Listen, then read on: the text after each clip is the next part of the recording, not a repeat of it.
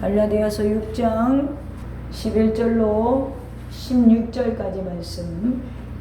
내 손으로 너희에게 이렇게 큰 글자로 쓴 것을 보라.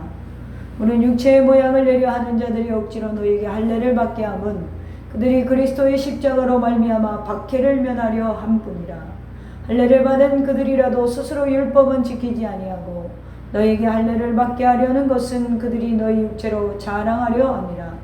그러나 내게는 우리 주 예수 그리스도의 십자가 외에 결코 자랑할 것이 없으니 그리스도로 말미암아 세상이 나에 대하여 십자가에 못 박히고 내가 또한 세상에 대하여 그러하니라.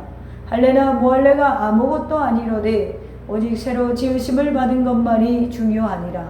무릇 이 규례를 행하는 자에게와 하나님의 이스라엘에게 평강과 긍휼이 있을지어다. 아멘. 오늘 하나님 말씀의 제목은 나의 자랑 십자가라는 제목으로 저와 여러분이 은혜를 나누는 시간을 갖겠습니다. 누구나 사람들의 마음속에는 다른 사람들로부터 인정받고 칭찬받고 싶어하는 마음이, 그런 욕망이 누구에게나 있습니다. 그래서 무언가 남에게 자랑하기를 좋아하죠. 어떤 사람은 가문을 자랑합니다. 어떤 사람은 학벌을 자랑합니다. 어떤 사람은 권세를 자랑합니다. 지식이나 직장 등을 자랑하는 사람들도 있습니다. 심지어 자기의 미모나 체력을 자랑하는 이도 있고요. 집이나 차를 자랑하는 사람들도 있습니다. 또 어떤 사람은 자랑할 것이 없는지 자기 소유의 사돈의 8천까지 이렇게 자랑하는 사람들이 있습니다. 자신이 가진 것이 없으니 자랑할 것을 찾다 보니 친인척들이 다 등장하는 것이죠. 이렇게 자기 자랑을 내려놓으면 서로의 감정이 몹시 상할 때도 있습니다. 그 자랑하다 보니까 다른 사람을 배려하지 못해서 자랑할 때가 있죠. 얼마나 이것이 허망한 것입니까?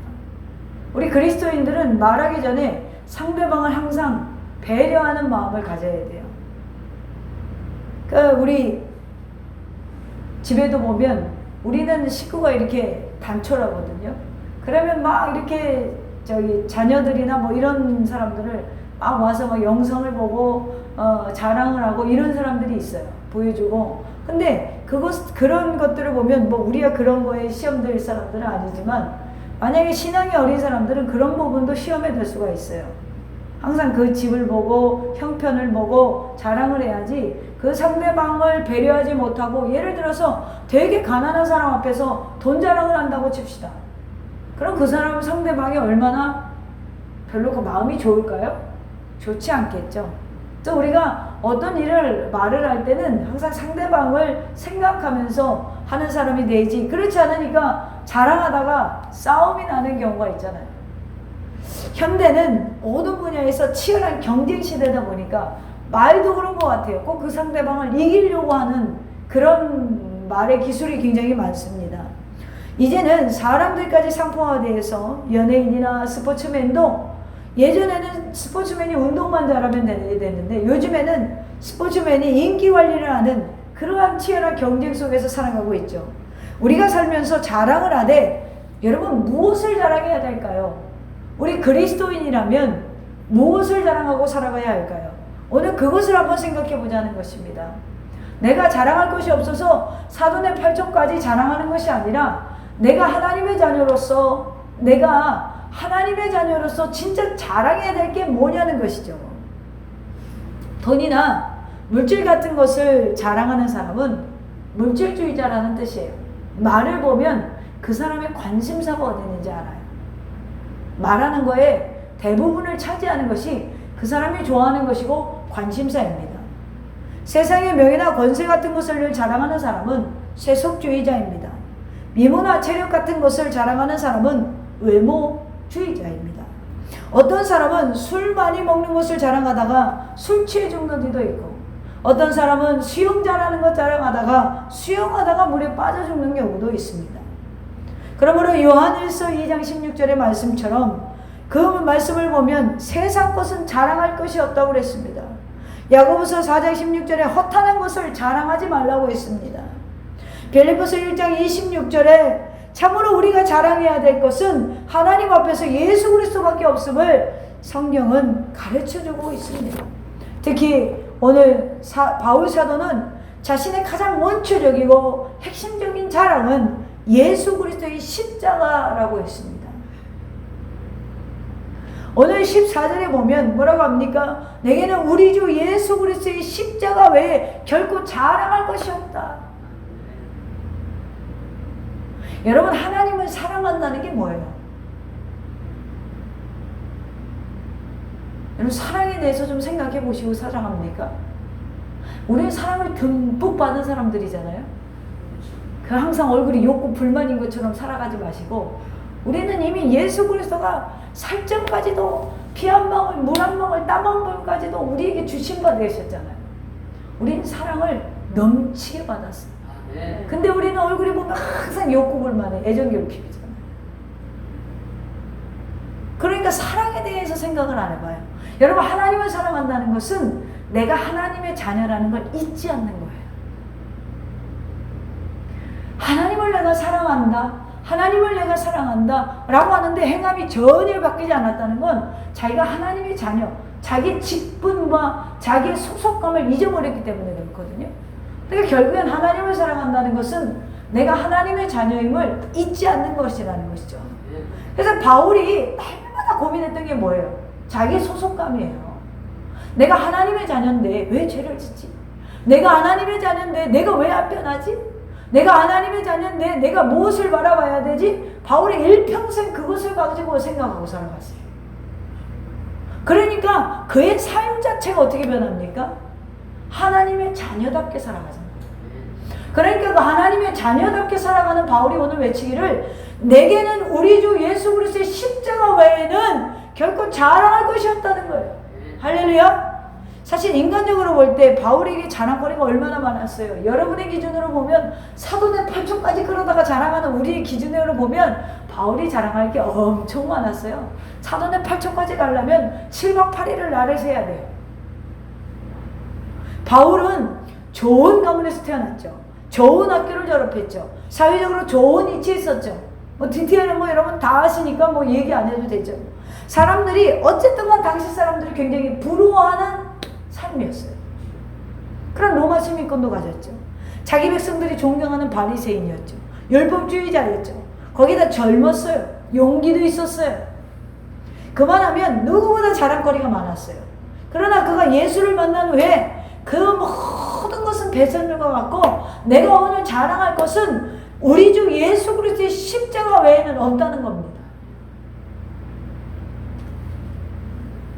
그는 이런 세상 자랑거리를 해로 여길 뿐 아니라 배설물과 같이 여기게 됐다고 빌립보서 3장에서 고백합니다. 오늘 그의 자랑은 예수 그리스도의 십자가뿐이었습니다. 오늘 여러분 십자가 하루에 몇 번이나 자랑하십니까? 가만히 보니까요, 손주나 금방 아이를 낳은 엄마를 보면, 할머니나 엄마를 보면 하루에 12번도 아이 자랑을 하더라고요. 베네짓은 다 하는 거거든요, 온 인류가. 근데 베네짓 했다고 그걸 자랑하잖아요. 근데 여러분, 오늘 하루 중에 예수 그리스도의 십자가 자랑은 얼마나 하냐는 거예요. 우리가 예수 그리스도의 십자가 외에는 자랑할 것이 없다고 하는 이 바울의 고백을 들으면서 오늘 우리가 어떤 이야기들을 하고 살아가는지 우리 자신을 돌아봐야 돼요. 오늘 바울에게는 자랑거리가 십자가밖에 없었어요. 그렇다면 바울이 십자가 외에 자랑할 것이 없다고 한 이유가 무엇입니까? 그 이유는 바로 첫째로, 모든 인간은 그리스도의 십자가로 말미암아 구원받았기 때문에 그래요. 모든 인간은 그리스도의 십자가의 은혜로 말미암아 구원을 얻었어요. 누가? 누구든지 믿기만 하면. 여러분, 갈라디아서 3장 16절에 보니까 오직 예수 그리스도의 십자가의 구속의 은총을 믿음으로 말미암아 이루어지는 것이라고 이야기하고 있습니다. 사람이 구원받는 것은 율법의 행위에서 난 것이 아니고 오직 예수 그리스도의 십자가의 구속의 은총을 믿는 믿음으로 말미암아 구원을 얻는다는 것이죠. 예수 그리스도께서 십자가를 지시기 전까지 모든 인간은 죄 아래서 죄를 해결할 수 없는 인간들이었습니다. 죄인이 최종적으로 가는 길은 사망이요 지옥의 형벌이었습니다. 이러한 죄인된 인간을 구원하시기 위해서 예수님께서 우리 죄진 죄의 값을 지신 거예요. 예수님 십자가에 달리셨네. 추악한 나의 죄 때문에 예수님 흘리신 그 피로 나의 죄는 같이 희었네. 하나님은 우리 인생들을 죄악 가운데서 구원하시기 위해서 아무 죄도 없는 예수 그리스도를 십자가에 내어놓으심으로 우리의 죄를 담당시키셨습니다. 그래서 성경 로마서 8장에서 우리가 아직 죄인 되었을 때 그리스도께서 우리를 위하여 죽으심으로 하나님께서 우리에 대한 자기의 사랑을 확증하셨느니라 라고 말하고 있습니다. 이사야 53장 6절에 우리는 다 양 같아서 그릇 행하여 각기 제 길로 갔거늘 여호와께서는 우리의 모두의 죄악을 그에게 담당시키셨도다.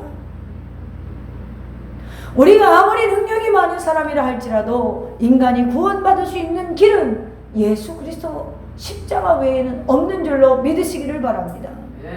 베드로전서 2장 24절 이하에 보니까 진위의 나무에 달려 그 몸으로 우리 죄를 담당하셨으니 이는 우리 죄에 대해 죽고 의에 대하여 살게 하려 하심이라. 그가 채찍에 맞음으로 너희는 나음을 잊었나니 너희가 전에는 양같이 길을 잃었더니 이제는 너희 영혼의 목자와 감독 되신 이에게 돌아왔느니라. 할렐루야. 선행이나 명생이나 수행이나 이런 것을 통해서 구원을 얻을 수 없어요. 기독교는 돌을 닦는 종교가 아니에요. 하나님을 믿기 때문에 변화되는 종교예요. 여러분, 우리가 착각하는 게 있어요. 계속해서 바울이 신약성경을 통해서 바울의 서신을 통해서 이야기하는 것이 무엇이냐면 율법이 너희를 구원하는 것이 아니라 예수님 믿으니 율법이 지켜지는 거예요. 예수님을 믿는 자들이 삶의 방향이 바뀌기 때문에 하나님의 말씀을 지키고 싶어진다는 거예요. 그러니 오늘 그리스도 안에 있으면서 라고 말하면서 교회 안에 있으면서 라고 말하면서 전혀 삶이 변하지 않았다는 거예요. 더불어 범죄하고 나서 죄의 찔림이 양심의 활이 맞아서 하나도 없다면 내가 정말 하나님의 자녀인지 생각해봐야 돼요. 내가 요즘에 진짜 놀라는 게 있어요. 우리 원장님 목사님이 기도하고 예언한 게 너무나 요즘에는 무서울 정도로 예전엔 내가 의심을 많이 했거든요. 맞는 거예요. 어제도 한 분이 올해 안에 목사님을 초대할 일이 생겼어요. 딱 보니까 성전을 준비하는 성전 준비하라고 했거든요. 목회자로 준비되어야 된다고 했거든요. 하나님 감사해요. 깨닫고 하나님의 일을 하려고 한다니 너무나 감사해요. 감사해요. 그래서 제가 그랬어요. 그분께, 그 선교사님께. 오늘 밤은 정말 감사한 날이라고, 기쁜 날입니다. 그랬어요.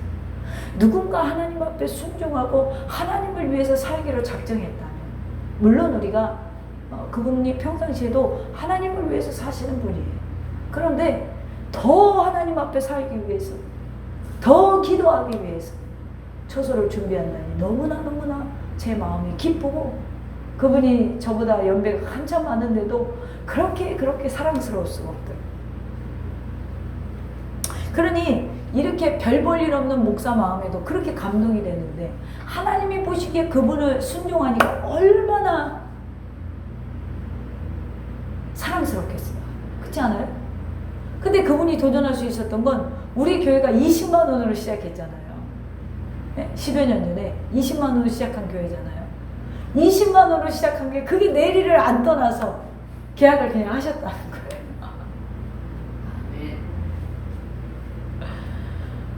여러분, 우리가 기독교는 내가 예수를 믿으니까 내가 어떻게 하면 예수님을 기쁘시게 할까 이렇게 생각하다 보니 그런 일들이 이루어지는 거 아니겠어요? 그러니까 내가 구원받기 위해서 그러는 것이 아니라 내가 구원받아 너무나 감격하여 하나님을 기쁘시게 어떻게 살아볼까 하네. 더 내가 주님을 기쁘시게 해야겠다. 더 내가 주님 앞에 순종해야겠다. 뭐뭐하지만 주님을 믿고 도전해봐야겠다. 이런 것은 믿음만이, 그리스도를 믿는 믿음이 출발점이 되어야 된다는 거예요. 도를 닦아서 구원받는 게 아니에요. 그 믿음이 출발점이 되어야 된다는 것이죠. 할렐루야. 여러분, 이게 차이점이 있어요. 이걸 이해하셔야 돼요. 이게 이해가 돼야 그냥 허공에다 대고 기도를 안 해요. 그냥 기도만 하면 되는 줄 알아. 기도만 하면 되는 줄 알아. 제가 어저께 어떤 전도사님한테 감격을 받았어요. 또 그분한테 맨날 신세를 지는데 동대구역까지. 근데 그분이 참 저에게 은혜를 주시더라고요. 내가 전에는 잘 먹고 잘 살 때는 하나님, 어떻게 하면 내 삶에 당신의 의의가 들어오겠습니까? 이런 기도만 했다는 거예요. 근데 지금 굉장히 경제적으로 어려졌거든요. 근데 지금은 먹고 사는 기도만 하더라는 거예요. 어느 날 자기를 봤더니 내가 부패했구나. 회개하셨대요. 예전에 그런 기도조차 나를 어떻게 해주세요? 그런 기도를 안 했다는 거예요. 근데 자기가 어려워져서 당연히 어려워지면 기도할 수도 있잖아요. 근데 어느 날 자신이 하나님 앞에 너무 부끄럽다라는 거예요. 내 신앙이 이게 아니었는데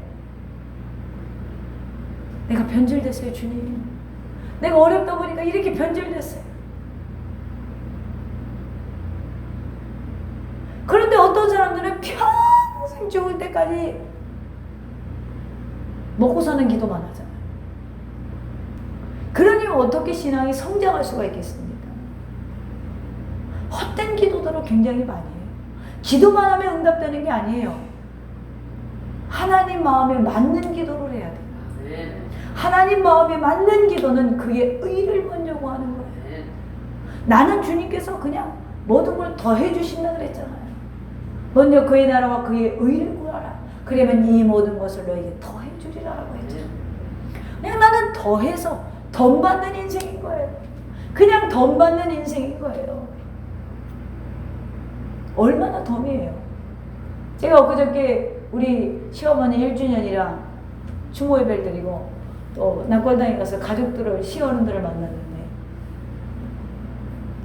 또 그 형제 그 시이모들이 그래도 저기 하라고 10만 원을 이렇게 용돈식으로 주더라고요. 엄마, 이렇게 그런 게 있나 봐요. 그걸 받았을 때 여러분 그냥 덤 받는 것 같잖아요. 생각하지 않았는데 덤 받는 것 같아요. 그래서 난 어제 기부하고 왔어요. 왜요? 하나님이 덤 주셨으니까 좋은 일에 쓰고 오는 거예요. 그러니 이게 목적이 다른 거예요. 어떤 사람은 돈 주세요, 돈 주세요. 그러고 누가 돈을 주면 할렐루야. 그리고 쌀 사고 뭐 하고 그럴 거 아니에요?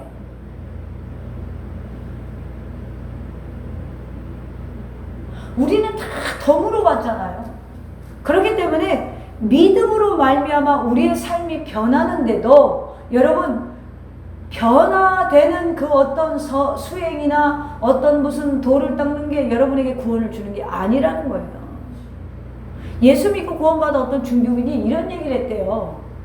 저는 허황된 세상에서 어영부영 헤매다가 삶의 깊은 우물에 빠져서 저는 혼자 힘으로 빠져나가기 힘들어서 막 외치고 있는데 살려달라고. 그런데 마침 지나가던 사람이 나를 들여다보더니 아이고 어쩌다가 이 지경이 되었어. 아무래도 전생에 지은 잘못 때문에 이렇게 된 것 같으니 자매하고 저 세상으로 가는 수밖에 없어. 다음 세상에 좋게 태어나기를 빌겠소. 이러고 가버렸다는 거예요.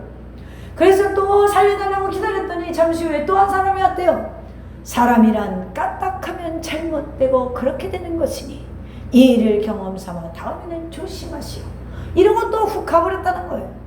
한참 후에 살려주세요 외쳤더니 또 한 사람이 오더니 우물을 들여다보니 아니 사람이 빠진 거 아니야? 하더니 사다리를 놓고 내려와서 나를 끌어올려줘서 내가 비로소 그 사망의 우물에서 나올 수 있게 되었습니다 라고 고백을 했다는 거예요. 알고 봤더니 이번 비유가 이겁니다. 첫 번째 나온 사람은 다음 생애를 석가모니였고 두 번째 사람은 도덕적인 이야기는 공자였으며 세 번째 저를 구원해 주신 분은 바로 예수 그리스도셨다는 거예요. 여러분 세상에서 우리를 구원할 수 있는 건 예수 그리스도의 십자가를 믿는 것 외에는 없습니다. 우리들도 석가모니와 공자를 존경하죠. 그들의 삶은 존경할 만해요. 그들의 깨달음과 학문은 참으로 심오한 것입니다. 그러나 그들이 우리의 죄를 위해서 대신 죽지는 않았다는 것입니다. 그들은 자기를 믿으면 구원을 얻는다고 말하지 않았다는 것입니다. 그들은 영원히 천국에 대한 확신한 소망을 주지 않았다는 것입니다. 다시 와서 우리를 데리고 하나님 나라로 가겠다고 약속하지 않았다는 것입니다. 오늘 우리에게 이 약속을 하신 분은 오직 예수 그리스도 한 분밖에 없다는 것입니다. 이 모든 일을 우리 주님 예수 그리스도께서만이 분명히 하셨어요. 우리 주님이 친히 말씀하셨습니다. 요한복음 3장 16절에 하나님의 세상을 이처럼 사랑하사 독생자를 주셨으니 이는 그를 믿는 자마다 멸망치 않고 영생을 얻게 하려 하심이니라. 주님이 약속하셨죠. 요한복음 14장 이하에 너희는 마음에 근심하지 말라. 하나님을 믿으니 또 나를 믿으라. 내 아버지 집에 거할 것이 많더라. 가서 내가 너희 올 처소를 예비하러 가노라 라고 약속해 주셨어요. 여러분, 이보다 더 확실한 구원의 말씀이 어디 있습니까? 이 좋은 날, 가을은 산타기 좋은 날, 크리스찬들이 주일을 빼먹고 산에 올라가서 물론 절에 가진 않지만 딱딱딱딱 떠듬기는 그 목탁 소리 들어서 되겠습니까? 우리 주님은 확실한 구원의 말씀과 함께 확실한 구원의 길을 열어주시기 위하여 친히 십자가를 지셨습니다. 성경은 명확하게 증거합니다. 사도행전 4장 12절에 다른 이로서는 구원을 얻을 수 없나니 천하 인간의 구원을 얻을 만한 다른 이름을 우리에게 주신 일이 없습니다. 그렇습니다, 성도 여러분. 다른 이로서는 우리는 구원을 얻을 수가 없어요. 오직 예수 그리스도를 통해서만이 구원을 얻을 수 있습니다. 그리고 구원을 완성시킨 사건이 예수 그리스도께서 대속의 십자가를 지신 일이었습니다. 그러므로 예수 그리스도께서 십자가를 지심으로 말미암아 우리가 구원을 얻었기 때문에 우리는 마땅히 십자가를 자랑하지 않을 수 없다는 거예요. 여러분의 생명줄 되는 그 십자가를 하루에 한 번도 왜 자랑하지 못합니까? 하루에 한 번도 왜 타인에게 나가서 전도하지 못합니까? 수일을 만나는 직장인, 또 수시간을 만나는 가족에게 왜 내가 십자가로 말미암아 구원받았다고 이야기하지 못합니까? 주님은 사람들 앞에서 나를 부인하는 자는 마지막 날 나도 너를 부인한다고 이야기하셨습니다. 우리가 구원받아 하나님의 백성이 되고 하나님의 자녀가 되어 장차 세상을 떠나 영원한 하나님 나라에 들어가 주님과 함께 영생 복락을 누릴 것을 생각하면 오늘 왜 십자가를 자랑하지 못하고 계십니까? 두 번째로 왜 바울이 십자가밖에 자랑할 수 없냐? 인간은 그리스도의 십자가로 말미암아 변화를 받았기 때문에 그래요. 처음에 출발점은 십자가를 믿음으로 말미암아, 두 번째는 그 십자가를 통과하고 나니 삶이 변화되는 거예요. 목적이 바뀝니다. 인생관이 바뀝니다. 세계관이 바뀝니다. 오늘 15절에 본문의 15절에 보니까 할례나 무할례가 아무것도 아니로되 오직 새로 지으심을 받은 것만이 중요하니라. 할례나 무할례, 할례 받고 안 받고가 중요한 것이 아니라 오직 새로 지으신 것만 받은 것만이 중요하니라. 이 말씀을 구원을 이루는 방법으로 할례나 무할례는 아무런 의미를 갖지 못한다는 거예요. 다만 성령으로 거듭난 것만이, 옛사람이 죽고 새로 태어난 자만이 구원에 참여하게 된다는 이야기입니다. 여러분, 우리 인간을 변화시키는 것은 외적인 변화가 아닙니다. 내가 교회 10년, 20년 나왔다고 변화됩니까? 아닙니다. 내가 세례받았다고 하루아침에 변화됩니까? 아니지요. 오직 십자가의 은총을 느끼는 자만이 변화를 받을 수가 있어요. 사도 바울은 십자가의 은총으로 말미암아 자기가 새롭게 변화되었다고 이야기하죠. 고린도후서 5장 17절에 보면 그는 그리스도를 만나기 전까지 회방자요, 핍박자요, 폭행자였다고 이야기합니다.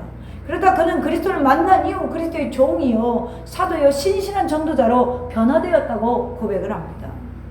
그런즉 누구든지 그리스도 안에 있으면 새로운 피조물이라. 이전 것은 지나갔으니 보라 새 것이 되었노라.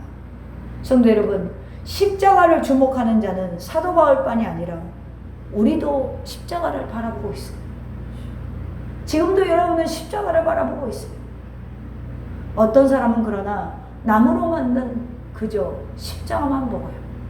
어떤 사람은 나의 생명이신 예수가, 나의 구속자이신 예수가 지신 그 십자가를 바라봅니다.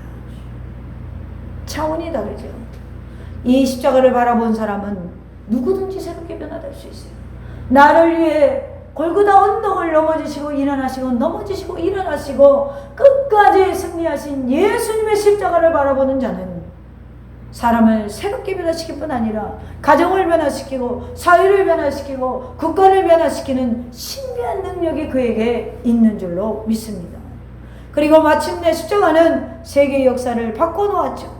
오늘 여러분의 가정, 여러분의 직장, 여러분의 사업장, 여러분이 밟는 모든 땅이 변화되지 못하는 건 어쩜 그리스도가 지신 십자가를 바라보는 것이 아니라 그저 흔히 볼 수 있는 나무 십자가만 바라봐서 그런 것은 아닐런지. 이 주위에 오다 보면 교회 십자가가 한 8개쯤 됩니다. 제가 들어오다 보면 그 흔한 십자가만을 바라보면 여러분 구원이 없습니다.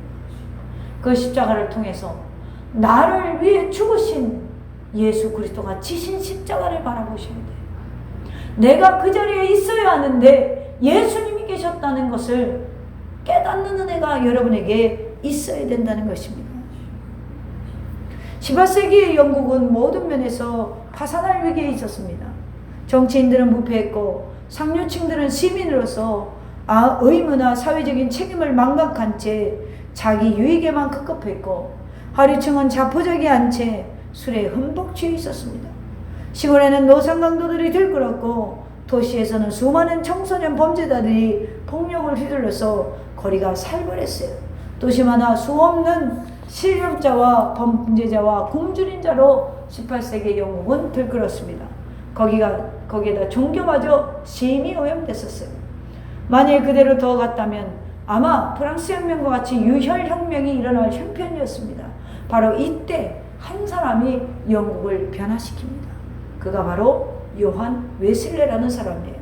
이 요한 웨슬레 한 사람의 변화는 파산 직전의 영국을 변화시키고 구원하는 놀라운 역할을 하게 되었던 것입니다. 변화된 웨슬레의 설교는 또 다른 사람을 변화시켰고 이 변화의 물결은 마침내 전 영국을 휩쓸어서 웨슬레는 그 당시 이렇게 말했습니다. 전에 알코올 중독자가 거기서 해방됐고 전에 창녀와 놀던 즐기던 자가 그런 생활을 버리게 되었고 도적이 변하여 정직과 근면으로 변하였고 전에 남의 일을 비방하고 악담을 즐기던 사람이 지금은 하나님을 찬양하게 되었다. 변화라는 것은 완전히 다른 삶을 살아가는 거예요. 옛사람의 구습에 얽매인 삶이 아니라 하나님의 성품을 닮은 성령의 열매를 맺는 삶을 말하는 것입니다. 스코틀랜드의 대문호 토마스 칼라힐은 웨슬레의 정신운동은 영국의 폭력혁명에서 건져냈다. 그럼 이처럼 요한 웨슬레를 변화시킨 능력이 무엇입니까? 그것이야말로 십자가의 능력이었다는 것입니다. 이처럼 십자가의 복음이 전파되는 곳에 개인의 습관도 변화되고 사회의 습관도 변화됩니다. 여러분 스스로 변하지 못해 안타까운 마음이 있습니까? 주위 사람들이 변하지 않아 괴롭습니까? 아직 그들이 십자가를 온전히 바라보지 못하기 때문에 그러는 거예요. 여러분 십자가는 새로운 인생을 탄생시킵니다. 십자가는 새로운 사회를 탄생시킵니다. 십자가는 새로운 문명을 탄생시킵니다. 십자가는 새로운 세계를 탄생시킵니다. 오늘 우리의 시국에서 눈물이 앞을 가리지 않습니까? 이 시국에서 건져낼 변화의 바람은 바로 예수 그리스도의 십자가밖에 없습니다. 저는 어제 눈물이 났어요. 뉴스를 보면서 눈물이 났어요. 어떤 이들은 이 땅에 뭐 좌파 우파 공산당이 많고 뭐 그렇다고 이야기하지만 그런 거 저런 걸 다 떠나서 나라가 지금 몇 년째 이렇게 이 작은 나라가 두 갈래로 갈라져 있는 게 눈물이 났어요. 하나님, 이 나라를 불쌍히 여겨주세요. 이 나라를 좀 주님 도와주세요. 마음이 울컥했어요.